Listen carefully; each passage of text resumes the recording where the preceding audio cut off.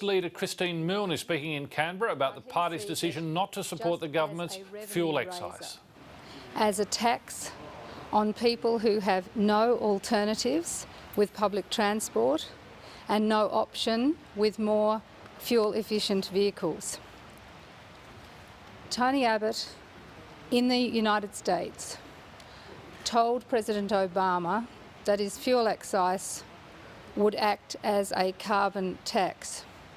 At the same time, he is removing carbon pricing in Australia, which will see an increase in greenhouse gas emissions. The package that has been is going to be put to the Parliament on fuel excise would see revenue raised to go purely to roads, purely to add more congestion to our cities, more pollution from vehicles, and not do a thing for public transport, for getting people to be able to drive less, and when they do drive, to drive more efficiently. It has been very clear to us that what the government wants is to just raise money to build roads, to build their West Connects, to build the East-West link, to build the roads that communities don't want, and at the same time he has dropped all the proposals for public transport, light rail in Perth, in Brisbane, the Melbourne Metro. Where is the high-speed rail? None of this money, $45 billion out to 2030, to go on more roads, and this is purely about revenue raising for roads. Furthermore, it will be a bigger hit on the taxpayer again to give more money back to the big miners.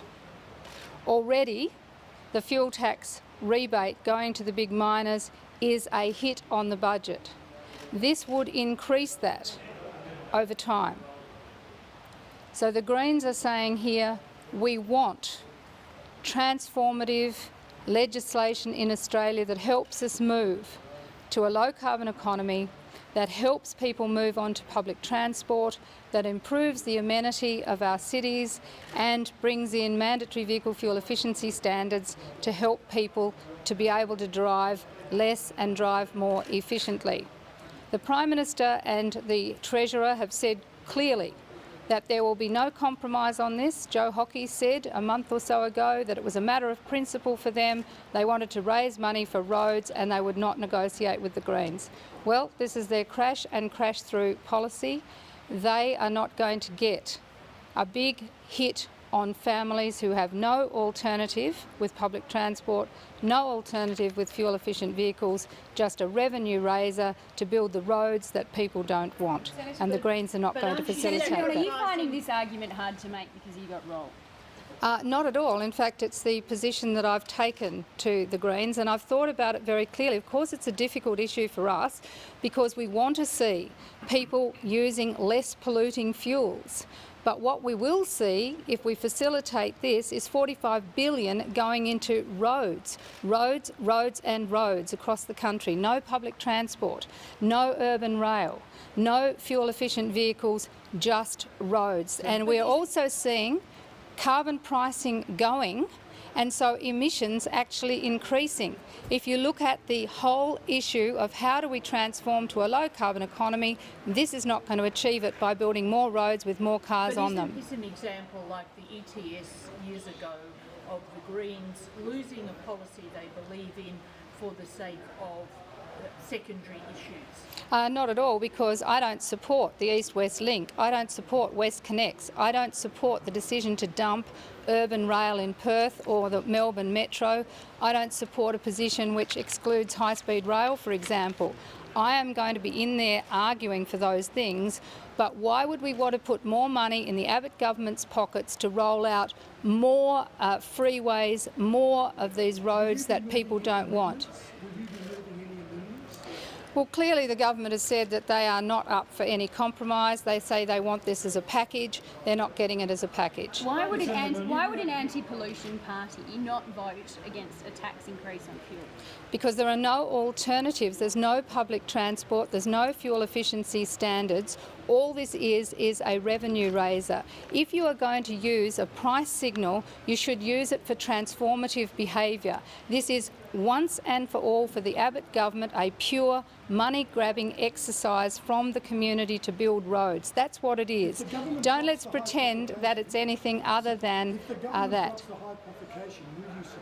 The government have said there is no compromise here, but either way, with or without the hypothecation, the government is going to spend this money on roads. They've made it perfectly clear. I understand some of their members have been out saying regardless of this, they are going to spend this money on roads. All we would be doing is facilitating a transfer of money exercise out of the pockets of the community to the government to build more tollways, more east-west links and the like. Senator Milne, you have absolute power here. The government cannot get this bill through without the Greens because no one else is even prepared to countenance an excise increase.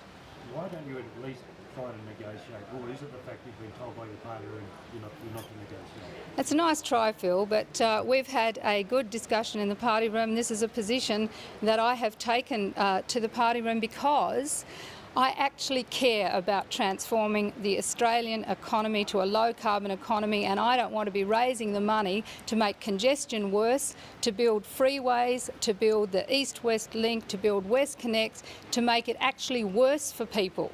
We want transformative behaviour, and that means keeping carbon pricing, rolling out renewable energy and raising money for public transport. You feel it doesn't make sense if you've just given up your biggest bargaining chip.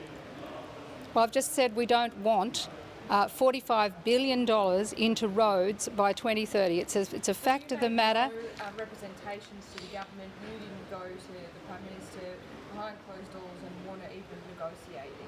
Well, it's up to the Prime Minister. He has said that he was talking to people. Well, he's not.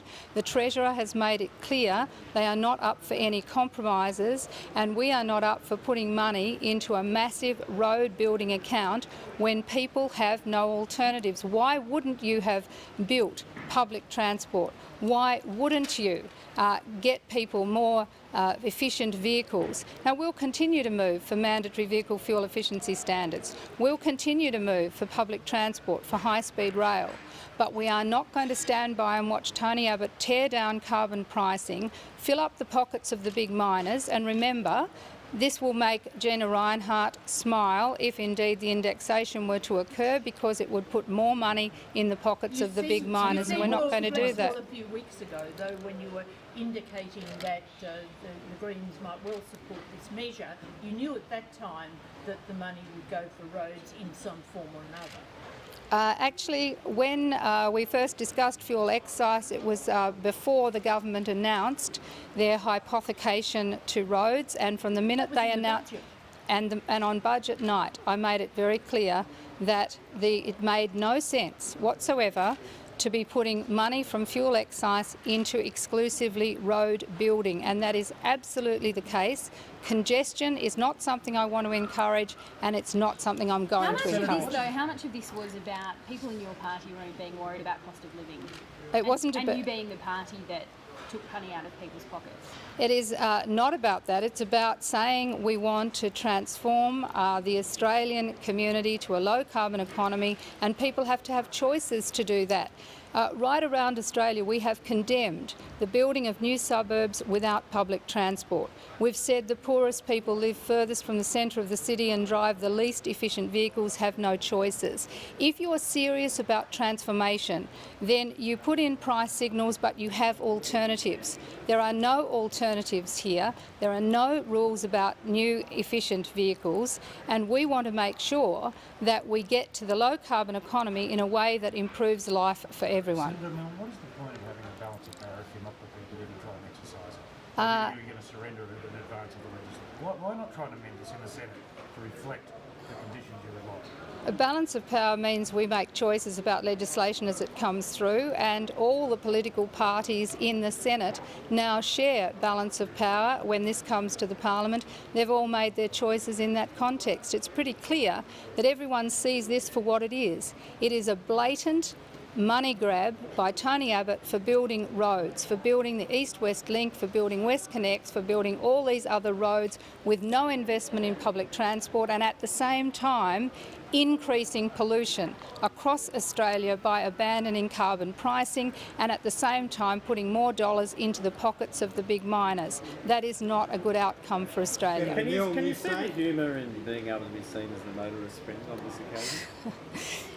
The Greens want to absolutely get people out of their cars. We want to see people driving less and driving more efficiently. And I would hope that we would see the motoring enthusiasts and others supporting mandatory vehicle fuel efficiency standards and more public transport. Was this a unanimous decision of the Greens? Well, the Greens have had a party room meeting, and the party room meetings remain confidential, but I can tell you this is a position that the Greens have considered very carefully, because climate change, as you know, is critical to us actually getting transformation in Australia. We want it addressed, but the hypocrisy of the Prime Minister telling President Obama that fuel excise is a climate change price signal, and then here in Australia using that money to build roads and make pollution worse, just shows the hypocrisy of what we're dealing with. You say that consumers don't have a choice, but they do. They can buy a more fuel efficient car. Don't you accept that a higher excise on fuel would encourage consumers to buy more fuel efficient cars and therefore reduce greenhouse gas emissions? The Greens have been trying to get mandatory vehicle fuel efficiency standards in Australia for a long time. Under the period of the last government, we pushed very hard, but the reason that the government would not accept it, or the opposition, is because the cars we make in Australia are not fuel efficient, and that's why we couldn't get any headway on it. Now that the whole structure of the motor vehicle industry in Australia is changing, I think there's a good opportunity for us to now get mandatory vehicle fuel efficiency standards. That's what President Obama will be pushing for at the G20. The Climate Change Authority will be coming out with their report on mandatory vehicle fuel efficiency standards, and that's where this debate will shift, and we hope we can get support from the Parliament to introduce mandatory vehicle fuel efficiency standards in Australia. Why don't you flex your muscle and try and get those standards enforced? You're sending a signal here that you're not prepared to use your balance of power to try and change this bill that you don't like. What hope do you give your supporters you're going to use this balance of power in the future to try and affect other changes? I think everyone will remember that I made a condition of government for Julia Gillard that we address global warming, bring in an emissions trading scheme and make it effective from the 1st of July 2012. I don't think anyone doubts that I will use balance of power to get outcomes in Australia, and that's precisely what I'm doing now. Balance of power on this occasion means that the government will not be able to use their power to take money from the community to massively build more roads and at the same time massively increase pollution by bringing down carbon pricing. Thanks very much, everyone. Leader of the Greens, Christine Milne, outlining there why the Greens have gone and made the decision not to back the fuel excise levy.